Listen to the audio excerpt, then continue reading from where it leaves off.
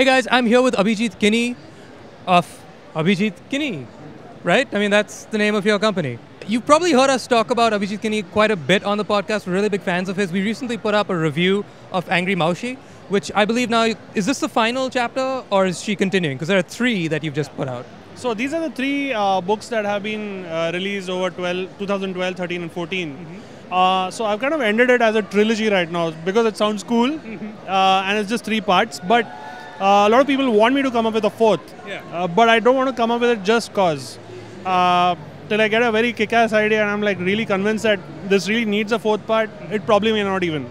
So what I've done right now is put the 3 issues as a collected edition, and I've released the essential Angry Maushi. So this book, kind of gets you up to speed with what's happening on the Angry Maushi universe, all 3 books put together. It's very unlike anything really that you see within the comic book scene in India. But this is, while technically she is a badass and she literally destroys the devil, she's not a traditional superhero as such. And so that's really cool. So, I mean, was that a conscious decision for you to not do superheroes? Well, I think comics is much more than just superheroes. And you're right. I mean, a lot of pop culture out there is circling on superheroes as a genre. But like I said, there's a lot more to comics than superheroes. You can tell your stories in a lot more different ways. I wanted to create a Mumbai character who wants to take on a system and change things around. And what better way than seeing an angry Mumbai Maushi who's on the streets and train her with guns and katana blades, ninja warfare. That's something no one would expect. But that's the fun part of it. So was it with fanboys. Okay, you have 3 comic fans, but they go through hell and back literally. That can be a great premise for an ongoing series. It can never end. There can always be an adventure.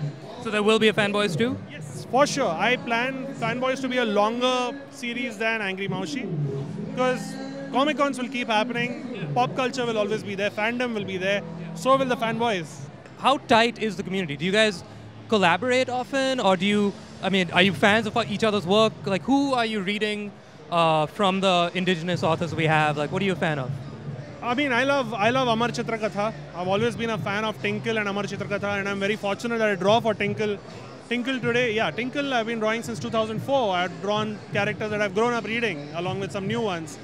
So, and they've done a lot of interesting stuff now. It's very interesting to see how they've reinvented themselves over the years.